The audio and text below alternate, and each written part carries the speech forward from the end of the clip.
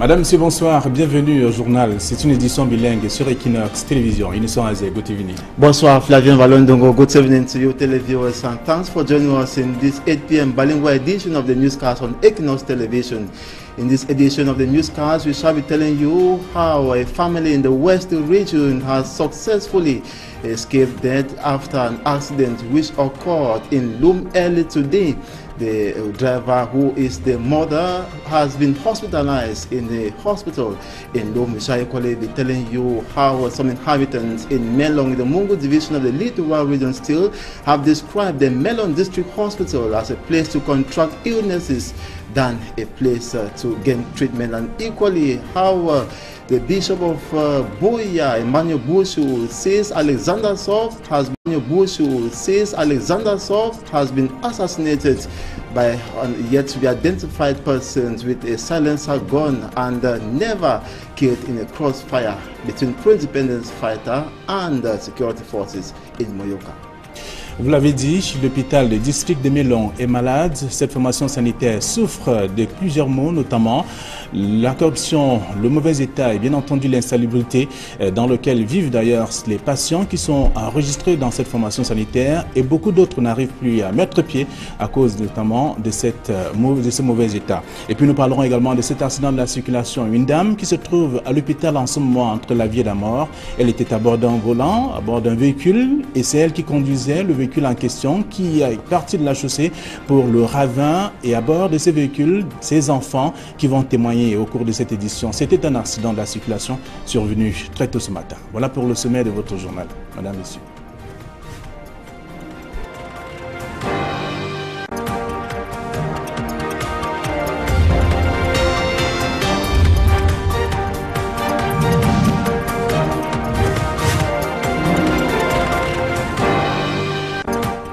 Une fois de plus, bonsoir. Cet accident de la circulation avec un véhicule de marque Carina, avec à bord 5 personnes, et qui est parti de Douala aux environs de 4 heures ce dimanche matin pour l'ouest de Cameroun. D'ailleurs, le véhicule en question a perdu le contrôle et s'est retrouvé dans le ravin au niveau de Loum. Selon des témoins, le véhicule en question, conduit par une femme, roulait à vive allure sur un axe en mauvais état. Le chauffeur n'a pas pu esquiver l'obstacle et a terminé sa course dans une grande rigole. Pas de perte en vie humaine, selon des témoins. Je vous propose à présent de suivre le témoignage de l'une de ses filles qui était également à bord du véhicule. Elle est au micro d'Equinox Télévision. Ce qui s'est passé, c'est notre maman qui était au volant et actuellement on l'a menée à l'hôpital. Moi-même j'ai eu des blessures un peu partout là, tout mon corps me fait mal. Qu'est-ce que vous pensez de son état? Non, pour le moment ce n'est pas grave, ça va aller. Ça va aller comme personne, rien n'est arrivé de grave. On remercie beaucoup le Seigneur et ça va aller. Vous étiez seulement avec la maman dans le véhicule? Oui, et notre petit frère lui, qui est auprès de la voiture. On sort du Douala. Pour aller à l'ouest. Parlons de toute autre chose. À présent, la résidence du secrétaire général de la présidence de la République du Cameroun à Niom, une banlieue de la ville de Yaoundé, a été donc attaquée dans la nuit de vendredi à samedi par 7 individus. Des sources révèlent que l'inspecteur de police commis donc à la garde de cette résidence a réussi à battre 2 de ces malfrats, et les autres ont pris d'ailleurs la poudre d'escampette. Une battue a été organisée dans les environs de la localité de Niom, et certains malfrats blessés pendant l'attaque ont été rattrapés. Des sources précisent qu'ils sont donc en exploitation. Nous y reviendrons dans nos prochaines éditions. Un an après la catastrophe de Sanchou dans le département de la Ménois, région de l'Ouest Cameroun, les séquelles des dégâts causés par la coulée de boue et des eaux sont encore visibles. Les habitants, malgré tout, ont retrouvé quelques sites sauvés et sollicitent l'aide des pouvoirs publics. Leclerc Tchakem nous fait un rappel de mémoire. La catastrophe de Sanchou dans le département de la Ménois, qui avait arraché la vie à 12 enfants en août 2017, demeure dans les esprits des habitants. 12 mois après la coulée de boue, des eaux déchaînées qui ont mis à ras les plantations de café cacao, des écoles et des maisons d'habitation sur plusieurs kilomètres. La vie reprend peu à peu, mais à certains endroits comme ici, les murs ne servent plus que de portail pour les eaux. Tôles et d'autres objets traînent encore. Certaines routes ont été coupées Les populations sont obligées de patauger dans les eaux pour aller dans leurs plantations. Nous attendons que l'État agisse vraiment s'il peut nous soutenir. Peut-être même pas financièrement, mais à nous donner au moins les routes. Hein? Que les routes soient accessibles. Que le champ parti, que l'État essaye de voir ce qu'on peut faire de ça. Pour que nous soyons aussi, vraiment comme la rentrée arrive là. Réputée pour son enclavement, cette catastrophe n'a qu'à empirer la situation. Au village Fonguetafo, les populations reprennent goût à la vie, d'où l'appel du chef. Nous sollicitons que le gouvernement nous apporte tout le soutien qu'il faut pour un retour à la normale. Et qu'à la rentrée prochaine, cette année, que les élèves, les enseignants et tous les encadreurs regagnent le site initial. Surtout que l'établissement a déployé d'énormes moyens. Vous voyez les 2 bâtiments qui ont été construits. Il y a un des bâtiments, c'est-à-dire le second, qui a été construit juste après cette catastrophe. Je voudrais également remercier l'autorité administrative. Aujourd'hui, je crois qu'il n'y a aucun risque à ce que les enfants rentrent sur ce site initial. Il a par ailleurs honoré certains dignes fils qui ont œuvré pour que le village reste debout.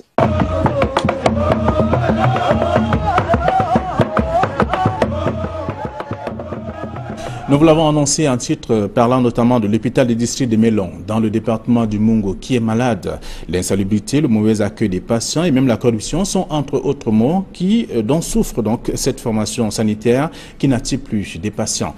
Cyril Ndemba et Carole Zupet nous racontent. Au premier regard posé sur ces murs défraîchis, cette façade vétuste, des visiteurs se croiraient devant une maison abandonnée dans la broussaille. Pourtant, il s'agit d'un hôpital de district en pleine décrépitude.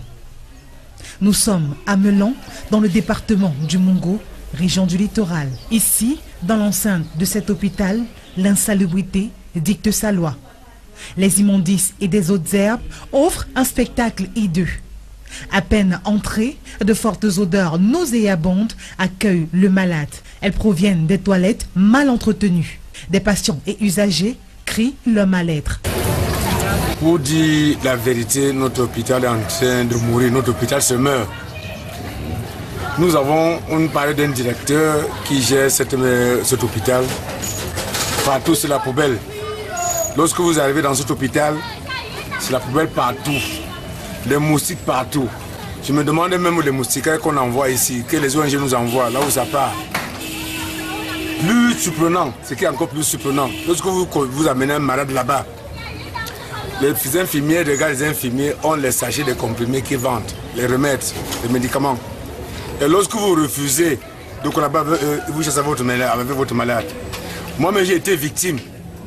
La toilette, l'hôpital n'est pas propre comme il faut, pas propre. Il y a pas de gens là-bas pour travailler. On demande la propriété, il n'y a pas de gens pour faire la propriété. Le plateau technique est quasi inexistant et le personnel médical insuffisant pour apporter des soins appropriés aux patients.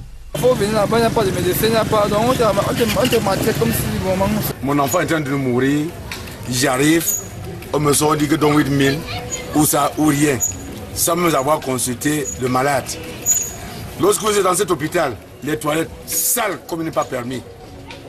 Vous rentrez, vous êtes hospitalisé, les moustiques, vous rentrez avec le malade guéri, mais vous-même aussi maintenant, le patient, vous qui êtes venu encadrer ce malade, vous rentrez vers la maladie. Le gouvernement a lancé un vaste projet de construction des hôpitaux de référence, mais les centres de santé, hôpitaux de district sont délaissés, sans matériel approprié ni ressources humaines. Pourtant, l'urgence de la prise en charge médicale se pose dans plusieurs zones rurales. La promotion des technologies de l'information et de la communication préoccupe les pouvoirs publics. Les acteurs de la société civile promettent l'utilisation responsable des réseaux sociaux au Cameroun. D'ailleurs, l'engagement a été pris lors d'une rencontre de formation de ces acteurs à Sa, dans la région du centre. Élisée Boba et Cyril étaient présents lors de la prise de cet engagement. Comment promouvoir l'utilisation responsable des réseaux sociaux? La question préoccupe des organisations de la société civile. Un séminaire international vient d'être organisé à ce sujet dans l'arrondissement de Sa, département de la Léquié, région du centre. Le grand public ignore que lorsque on est constamment sur les réseaux sociaux, on est suivi. Nous exposons nos vies dans les réseaux sociaux, nous vendons gratuitement ce que nous-mêmes nous sommes et nous ne savons pas que nous sommes suivis quelque part Et c'est ainsi que le formateur, que je remercie d'ailleurs, M. Pascal Gascoin, nous a enseigné la franc-maquis. Il nous a enseigné beaucoup de méthodes et beaucoup de logiciels libres. Il nous a enseigné des logiciels que nous ne connaissions pas et nous avons justement fait la découverte. D'ailleurs, les tableaux qui sont affichés au mur en disent davantage. Les échanges ont porté sur différentes thématiques, entre autres le numérique, la communication égalitaire, le genre et la mobilité des jeunes. Au final, les participants formulent le vœu que des actions spécifiques à chaque pays soient menées, même si elles visent toutes une meilleure utilisation des TIC. Vous avez pu entendre dans le compte-rendu des travaux beaucoup de propositions qui viennent des 11 délégations de 11 pays africains et qui proposent de travailler dans des mêmes cadres mais organisés de manière spécifique à leur pays, pouvant ainsi mettre sur pied des actions qui visent les mêmes idéaux mais qui se déclinent de manière culturelle tout à fait différente. Des ressortissants de près de 11 pays d'Afrique ont pris part au séminaire, une initiative qui arrive en appui des actions menées par les pouvoirs publics.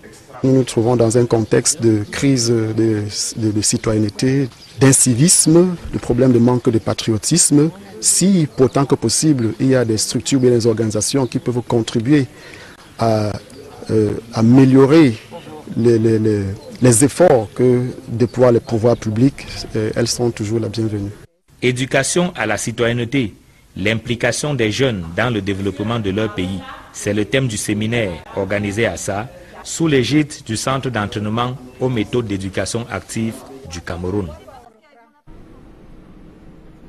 Rendons-nous à présent dans la région de l'extrême nord, où plusieurs localités du département du Mayo-Sava sont frappées par la crise alimentaire. D'ailleurs, les agriculteurs qui font partie de ces victimes pointent du doigt le manque de moyens financiers et même la faible participation des pouvoirs publics pour le développement de leur localité. Je propose le reportage d'Amadou Daïrou et d'Isabelle Carole Zoupet. Assis à même le sol, tous plongés dans le désespoir, les populations de l'arrondissement de Tokombéré, dans le département du Mayo-Sava, région de l'extrême nord, ne savent plus à quel sens se vouer. Ces centaines de familles n'ont qu'un seul vœu commun, avoir de quoi se mettre sous la dent. En effet, la faible pluviométrie enregistrée dans cette localité fait partie des causes de cette famine sévère qui ronge les populations. Les faibles récoltes obtenues sont également dues à l'infertilité des sols et l'indisponibilité des semences. Nous n'avons pas travaillé beaucoup la terre cette année. Il y a eu moins de pluie, il y a eu moins de produits également. Pour éviter le pire, la commune de Tokombéré a décidé de voler à leur secours. Nous avons donc jugé utile de venir en cette période, surtout en ce mois d'août, de venir appuyer ces personnes compte tenu de la famine qui menace. Donc cette fois-ci nous avons changé la façon de donner, nous avons vivre c'est un peu symbolique. Des sacs remplis de denrées alimentaires et des produits de première nécessité ont été distribués aux habitants. Les personnes du troisième âge, les handicapés et les veufs ont été les premiers bénéficiaires. Une action louable mais jugée insuffisante pour ces populations. L'aide que la commune nous apporte, c'est très important. Donc il faudra encore que les autorités, le maire et tous ceux qui peuvent nous venir à notre aide, c'est très important. Parce que seule la population ne peut rien faire devant des problèmes ici, puisque le problème de la famine ici à Tokombéré, c'est un problème réel. La famine qui sévit actuellement dans le septentrion fragilise davantage cette partie du pays, toujours sous la menace de la secte islamiste Boko Haram. Et c'est la fin de la première partie de ce journal bilingue en français et 100 ans. La seconde partie est en langue anglaise avec vous, Innocent Azé. Exactly, Fialve Valondongo. Once more, good evening to you, televiewers, and thanks for joining me in the second segment of the newscast. We told you in the headlines how a family in the west region of Cameroon has survived a fatal road accident which occurred early today in Mungo division of the Litova region.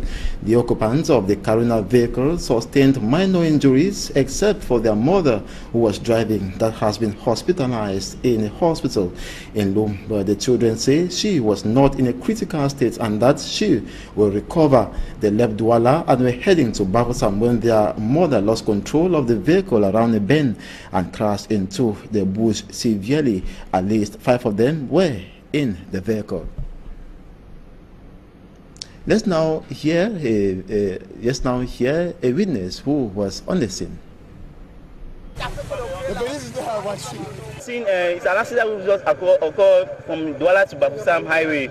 They leave Douala at 4 o'clock, so they were going to Bafoussam, and suddenly in Lumiere, in 99, the student did not have an accident. He entered inside a gutter hole, but thank God that no one died inside the car. On to something else. It has been confirmed that the residence of the Secretary General at the Presidency of the Republic, Ferdinand Gongo, was attacked in the night of Friday, breaking Saturday, by yet to be identified 7 individuals. A police inspector who guarded his residence succeeded to neutralize 2 of the hoodlums. It should be noted that some of them managed to escape.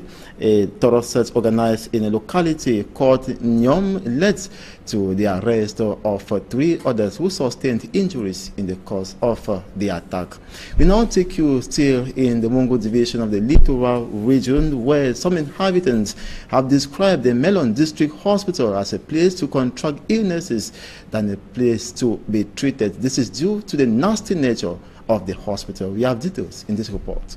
Pour dire la vérité, notre hôpital est en train de mourir, notre hôpital se meurt. A health center, according to many, is expected to be the most hygienic public place in the society, such that it meets its goal, improving on the health condition of patients. The reverse is true in most health institutions in Cameroon. A case in point, the Melon District Hospital in the Mungo division of the Littoral region. Its surrounding is disgusting as it is colonized by wild bushes with dirt littered everywhere, which help to deteriorate health condition of patients and even renders visitors ill. Lorsque vous arrivez dans cet hôpital, c'est la poubelle partout, les moustiques partout. Toilets used by patients are nasty and, according to users, can infect them with other illnesses. Vous rentrez avec le malade guéri, mais vous-même aussi maintenant le patient. The hospital infrastructures are dilapidated, making accommodation risky. Patients at times prefer to be administered drips outside as there is no illumination in the wards. Torn mattresses are shared and the beds unbearable. There is absence of pipe-borne water. As a result, this borehole, which is the lone reliable source of water, is exploited. Getting to the Melon District Hospital is hectic. Roads are muddy and in other points rugged, an unsuitable and inflexible situation to patients and visitors. Some users of this public health service are disappointed in the director and personnel, whom they say lack goodwill to serve the population and to collaborate with them.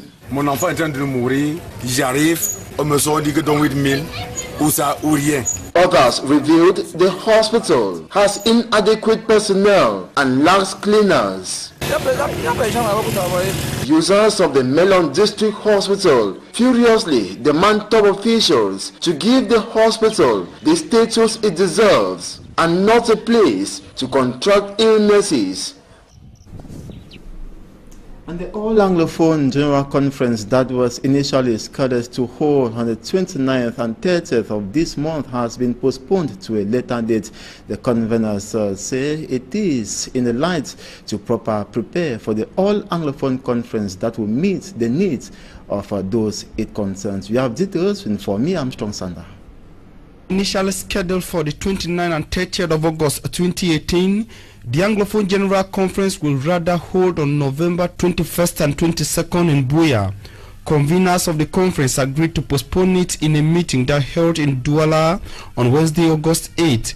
They so decided after reviewing the various tasks to be accomplished in the preparation of the conference and the need for the AGC to achieve its noble objectives. The conveners believe more time is needed to prepare for the gathering they qualify as important to the sons and daughters of the Northwest and Southwest regions. In the meeting, they noted with deep satisfaction that the government welcomed their initiative while expressing reservations on some requests they were addressed to it. The clergy and civil society equally appreciated the enthusiasm with which Cameroonians from the 10 regions of different political leaning at home and abroad welcomed the AGC initiative. However, they say skepticism, doubt and hostilities expressed by some voices to the initiative have been noted, but they are determined to move on as political neutral servants of God. The Anglophone General Conference is intended to lay grounds on a process of finding a peaceful and lasting solution to the crisis in the North and Southwest regions. The initiative is coming at a time when the socio-political crisis continues to deepen further in these regions. We now tell you how the Communication Minister of Cameroon, Issa Chiroma Bakari, contradicts himself after announcing last month as fake information and videos circulating on social media of 2 women and 2 children being assassinated by some military men known to be Cameroonians. The government spokesman Saturday confirmed in a communique that the perpetrators have been arrested and have been put at the disposal of the court for fair trials. We have details with Babila Jonathan. When the footage of soldiers shooting to death some women and their children went viral on social media with an accusing finger pointing to Cameroonian armed forces, Communication Minister and government spokesperson Issa Chiroma Bakari rejected the accusation. At present, no evidence of the involvement of the Cameroonian military in the incriminated act has so far been provided.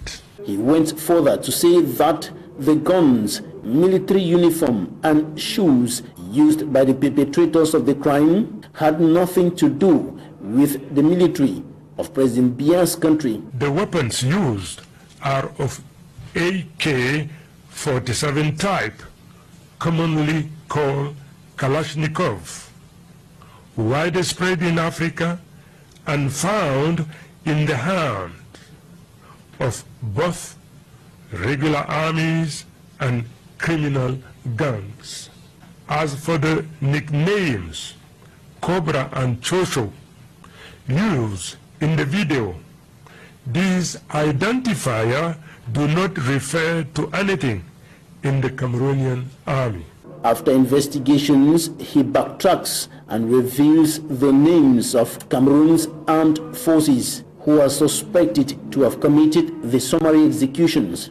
In a release, Issa Chiroma Bakari said investigations led to the arrest of Lieutenant Fobasu Etienne, Sergeant Bidiala Sidrak Ile, Corporal Godway Mana Didier Janon, Corporal Sanga, Private Sergeant Donosu Barnabas, Private Second Manasseh Jonathan, and Private First Class Nteche Feu Gizian.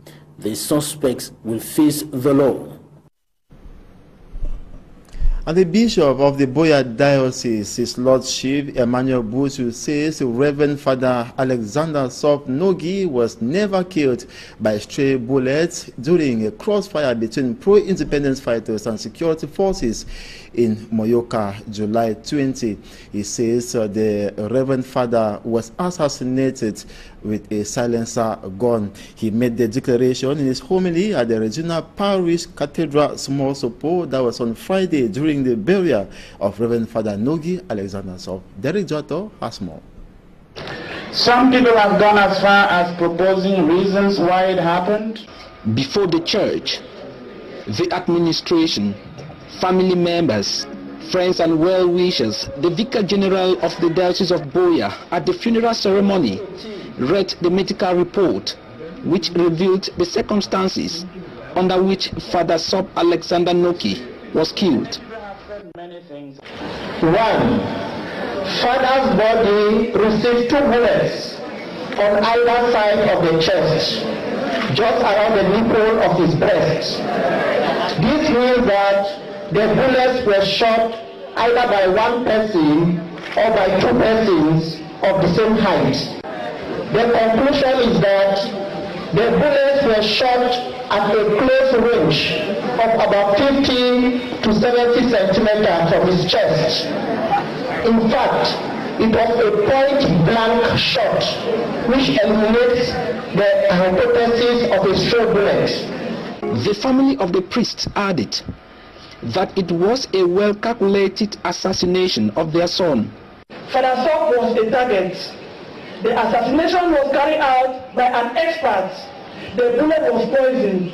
If Father Sop did not die at the scene, he would have been infected and died at the hospital. And that the family was insulted in their grief by sponsored fake news circulating that Father Sop Alexander Noki was caught in a crossfire or killed by a stray bullet. We are very disappointed with fake stories being published by individuals. We respect legal proceedings with facts. We believe that truth shall not be hidden, and we are demanding justice. The family of the late priest and the Catholic Church are now demanding justice. Bishop Emmanuel Boshu of the Buea Diocese, during the Requiem Mass at Regina Pacis Cathedral, Sopo-Buea, made it public that those people that killed Father Sop Alexander Noki are even here attending his funeral. We pray for the people who had these terrible and wicked intentions. Some of them are here with us, who murdered him. Yes, they suffer more than we do. Father Sop Alexander Noki, the parish priest of Bomakashe in Buea subdivision, was many things to many people. His departure is, of course, a big loss, not only for the Catholic family, but for the entire world. Some of us are not Catholics, but I feel individually thought he was a close friend because he inspired me a lot. A brother, a friend, a teacher, a preacher, a man of God. And he was always identified with this statement. Man na heart. Your position is not your conclusion. Keep fear, because fear kills you. Father Sop Alexander Noki was born in 1973. He was buried at the St. Regina Pacis Cathedral in Sopo-Buea Diocese. Sad indeed, and may so rest in peace. That's the end of this 8 p.m. bilingual newscast on Equinox Television. Thanks for watching. Do have a splendid evening. Bonsoir, Flavien Balondongo. Good night, Innocent Azé. Bonsoir à vous, madame, monsieur. Retrouvons-nous demain lorsqu'il sera 7h pour une première session d'information sur Equinox Télévision. Merci de rester sur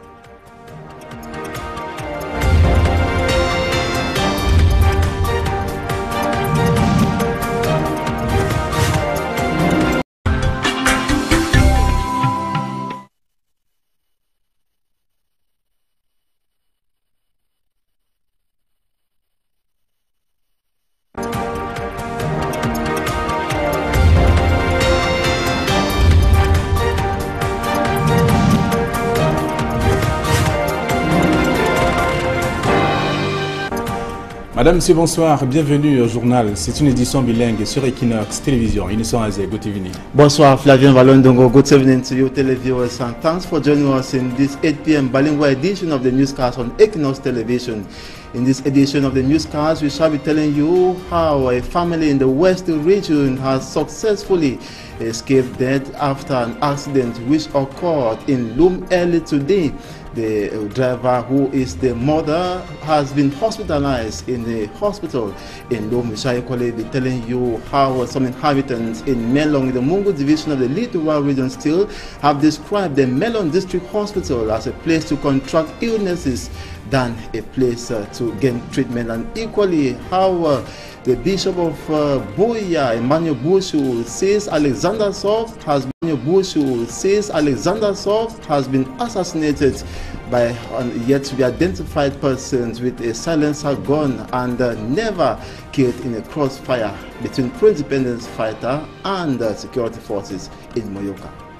Vous l'avez dit, l'hôpital du district de Mélon est malade. Cette formation sanitaire souffre de plusieurs maux, notamment la corruption, le mauvais état et bien entendu l'insalubrité dans lequel vivent d'ailleurs les patients qui sont enregistrés dans cette formation sanitaire, et beaucoup d'autres n'arrivent plus à mettre pied à cause notamment de ce mauvais état. Et puis nous parlerons également de cet accident de la circulation. Une dame qui se trouve à l'hôpital en ce moment entre la vie et la mort.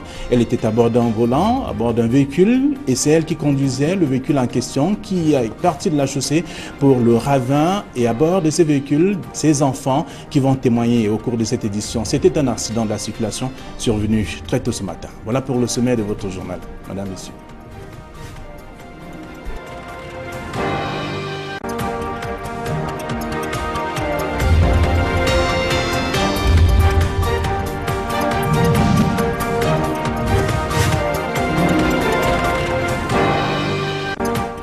Une fois de plus, bonsoir. Cet accident de la circulation avec un véhicule de marque Carina, avec à bord 5 personnes, et qui est parti de Douala aux environs de 4 heures ce dimanche matin pour l'ouest de Cameroun. D'ailleurs, le véhicule en question a perdu le contrôle et s'est retrouvé dans le ravin au niveau de Loum. Selon des témoins, le véhicule en question, conduit par une femme, roulait à vive allure sur un axe en mauvais état. Le chauffeur n'a pas pu esquiver l'obstacle et a terminé sa course dans une grande rigole. Pas de perte en vie humaine, selon des témoins. Je vous propose à présent de suivre le témoignage de l'une de ses filles qui était également à bord du véhicule. Elle est au micro d'Equinox Télévision. Ce qui s'est passé, c'est notre maman qui était au volant et actuellement on l'a menée à l'hôpital. Moi-même j'ai eu des blessures un peu partout là, tout mon corps me fait mal. Qu'est-ce que vous pensez de son état? Non, pour le moment ce n'est pas grave, ça va aller. Ça va aller comme personne. Les échanges ont porté sur différentes thématiques, entre autres le numérique, la communication égalitaire, le genre et la mobilité des jeunes. Au final, les participants formulent le vœu que des actions spécifiques à chaque pays soient menées, même si elles visent toutes une meilleure utilisation des TIC. Vous avez pu entendre dans le compte-rendu des travaux beaucoup de propositions qui viennent des 11 délégations de 11 pays africains et qui proposent de travailler dans des mêmes cadres mais organisés de manière spécifique à leur pays, pouvant ainsi mettre sur pied des actions qui visent les mêmes idéaux mais qui se déclinent de manière culturelle tout à fait différente. Des ressortissants de près de 11 pays d'Afrique ont pris part au séminaire, une initiative qui arrive en appui des actions menées par les pouvoirs publics. Nous nous trouvons dans un contexte de crise de citoyenneté, d'incivisme, de problème de manque de patriotisme. Si, pourtant que possible, il y a des structures et des organisations qui peuvent contribuer à améliorer les efforts que déploient les pouvoirs publics, elles sont toujours la bienvenue. Éducation à la citoyenneté, l'implication des jeunes dans le développement de leur pays, c'est le thème du séminaire organisé à Ça, sous l'égide du Centre d'entraînement aux méthodes d'éducation active du Cameroun. Rendons-nous à présent dans la région de l'extrême nord, où plusieurs localités du département du Mayo-Sava sont frappées par la crise alimentaire. D'ailleurs, les agriculteurs qui font partie de ces victimes pointent du doigt le manque de moyens financiers et même la faible participation des pouvoirs publics pour le développement de leur localité. Je propose le reportage d'Amadou Daïrou et d'Isabelle Carole Zoupet. Assis à même le sol, tous plongés dans le désespoir, les populations de l'arrondissement de Tokombéré, dans le département du Mayo-Sava, région de l'extrême nord, ne savent plus à quel sens se vouer. Ces centaines de familles n'ont qu'un seul vœu commun, avoir de quoi se mettre sous la dent. En effet, la faible pluviométrie enregistrée dans cette localité fait partie des causes de cette famine sévère qui ronge les populations. Les faibles récoltes obtenues sont également dues à l'infertilité des sols et l'indisponibilité des semences.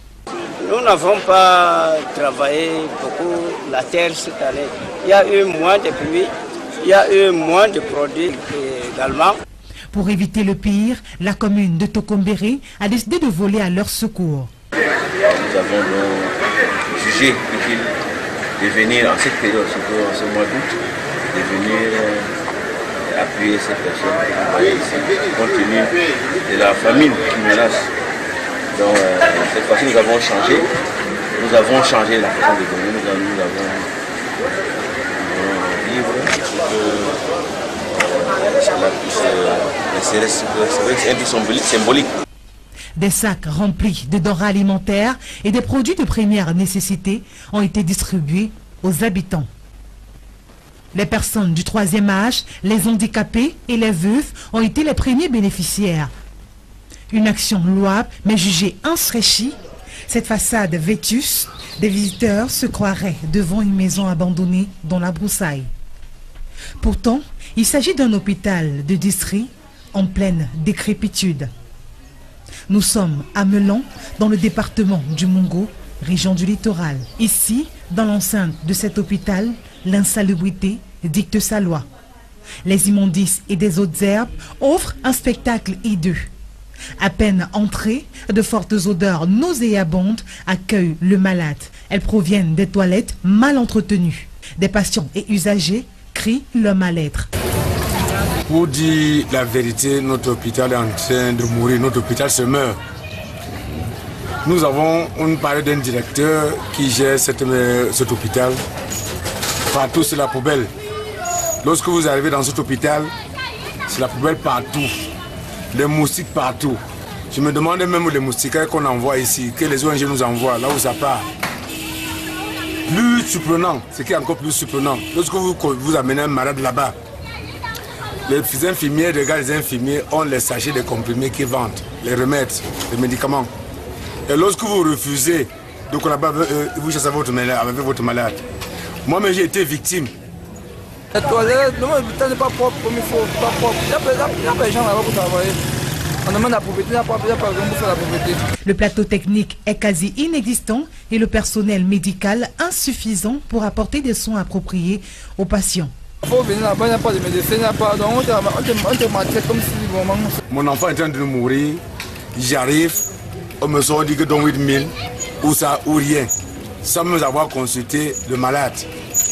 Lorsque vous êtes dans cet hôpital, les toilettes sales comme il n'est pas permis. Vous rentrez, vous êtes hospitalisé, les moustiques, vous rentrez avec le malade guéri, mais vous-même aussi maintenant, le patient, vous qui êtes venu encadrer ce malade, vous rentrez vers la maladie. Le gouvernement a lancé un vaste projet de construction des hôpitaux de référence, mais les centres de santé, hôpitaux de district sont délaissés, sans matériel approprié ni ressources humaines. Pourtant, l'urgence de la prise en charge médicale se pose dans plusieurs zones rurales. La promotion des technologies de l'information et de la communication préoccupe les pouvoirs publics. Les acteurs de la société civile promettent l'utilisation responsable des réseaux sociaux au Cameroun. D'ailleurs, l'engagement a été pris lors d'une rencontre de formation de ces acteurs à Sa, dans la région du centre. Élisée Bobay et Cyril étaient présents lors de la prise de cet engagement. Comment promouvoir l'utilisation responsable des réseaux sociaux? La question préoccupe des organisations de la société civile. Un séminaire international vient d'être organisé à ce sujet dans l'arrondissement de Sa, département de la Léquié, région du centre. Le grand public ignore que lorsque on est constamment sur les réseaux sociaux, on est suivi, nous exposons nos vies dans les réseaux sociaux, nous vendons gratuitement ce que nous-mêmes nous sommes et nous ne savons pas que nous sommes suivis quelque part. Et c'est ainsi que le formateur, que je remercie d'ailleurs, M. Pascal Gassoin, nous a enseigné la Framaki. Il nous a enseigné beaucoup de méthodes et beaucoup de logiciels libres. Il nous a enseigné des logiciels que nous ne connaissions pas et nous avons justement fait la découverte. D'ailleurs, les tableaux qui sont affichés au mur en disent davantage. Suffisant pour ces populations.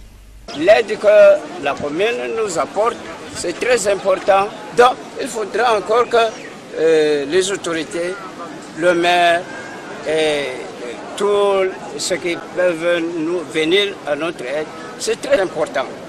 Parce que seule la population ne peut rien faire devant des problèmes ici, puisque le problème de la famine ici à Tokombéré, c'est un problème réel. La famine qui sévit actuellement dans le septentrion fragilise davantage cette partie du pays, toujours sous la menace de la secte islamiste Boko Haram. Et c'est la fin de la première partie de ce journal bilingue en français et son temps. La seconde partie est en langue anglaise avec vous, Innocent Azé.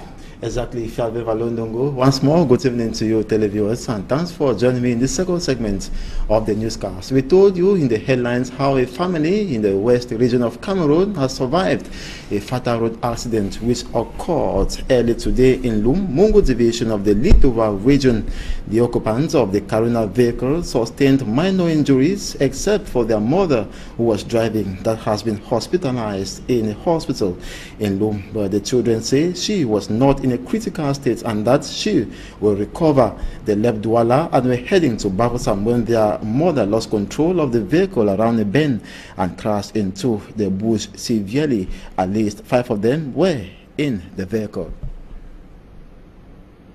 Let's now hear a witness who was on the scene. It's an accident which just occurred from Douala to Bafoussam highway. They leave Douala at 4 o'clock, so they were going to Bafoussam, and suddenly in Lumiere, in 99, the student did not have an accident. He entered inside a gutter hole, but thank God that no one died inside the car.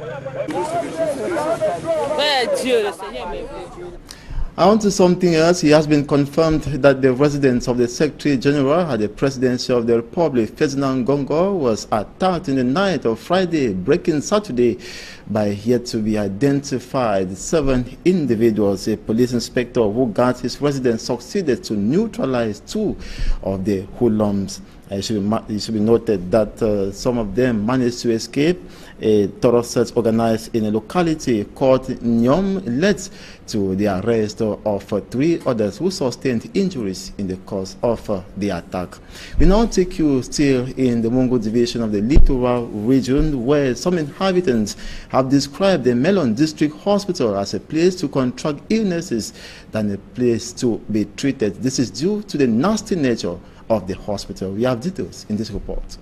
Pour dire la vérité, notre hôpital est en train de mourir, notre hôpital se meurt. A health center, according to many, is expected to be the most hygienic public place in the society, such that it meets its goal, improving on the health condition of patients.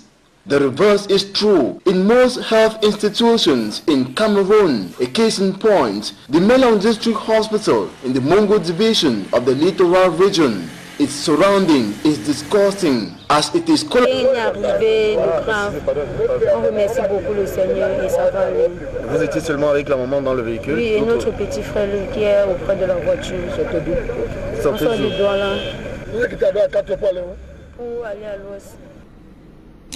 Parlons de toute autre chose. À présent, la résidence du secrétaire général de la présidence de la République du Cameroun à Nyom, une banlieue de la ville de Yaoundé, a été donc attaquée dans la nuit de vendredi à samedi par 7 individus. Des sources révèlent que l'inspecteur de police commis donc à la garde de cette résidence a réussi à abattre 2 de ces malfrats et les autres ont pris d'ailleurs la poudre d'escampette. Une battue a été organisée dans les environs de la localité de Nyom et certains malfrats blessés pendant l'attaque ont été rattrapés. Des sources précisent qu'ils sont donc en exploitation. Nous y reviendrons dans nos prochaines éditions. Un an après la catastrophe de Sanchou dans le département de la Ménois, région de l'Ouest Cameroun, les séquelles des dégâts causés par la coulée de boue et des eaux sont encore visibles. Les habitants, malgré tout, ont retrouvé quelques sites sauvés et sollicitent l'aide des pouvoirs publics. Leclerc Tchakem nous fait un rappel de mémoire. La catastrophe de Sanchou dans le département de la Ménois, qui avait arraché la vie à 12 enfants en août 2017, demeure dans les esprits des habitants. 12 mois après la coulée de boue, des eaux déchaînées qui ont mis à ras les plantations de café cacao, des écoles et des maisons d'habitation sur plusieurs kilomètres. La vie reprend peu à peu, mais à certains endroits comme ici, les murs ne servent plus que de portail pour les eaux. Tôles et d'autres objets traînent encore. Certaines routes ont été coupées. Les populations sont obligées de patauger dans les eaux pour aller dans leurs plantations. Nous attendons que l'État agisse vraiment s'il peut nous soutenir. Peut-être même pas financièrement, mais à nous donner au moins les routes. Hein? Que les routes soient accessibles. Que le champ parti, que l'État essaye de voir ce qu'on peut faire de ça. Pour que nous soyons aussi, vraiment comme la rentrée arrive là. Réputé pour son enclavement, cette catastrophe n'a qu'à empirer la situation. Au village Fonguetafo, les populations reprennent goût à la vie, d'où l'appel du chef. Nous sollicitons que le gouvernement nous apporte tout le soutien qu'il faut pour un retour à la normale. Et qu'à la rentrée prochaine, c'est-à-dire que les élèves, les enseignants et tous les encadreurs regagnent le site initial. Surtout que l'établissement a déployé d'énormes moyens. Vous voyez les deux bâtiments qui ont été construits. Il y a un des bâtiments, c'est-à-dire le second, qui a été construit juste après cette catastrophe. Je voudrais également remercier l'autorité administrative. Aujourd'hui, je crois qu'il n'y a aucun risque à ce que les enfants rentrent sur ce site initial. Il a par ailleurs honoré certains dignes-fils qui ont œuvré pour que le village reste debout.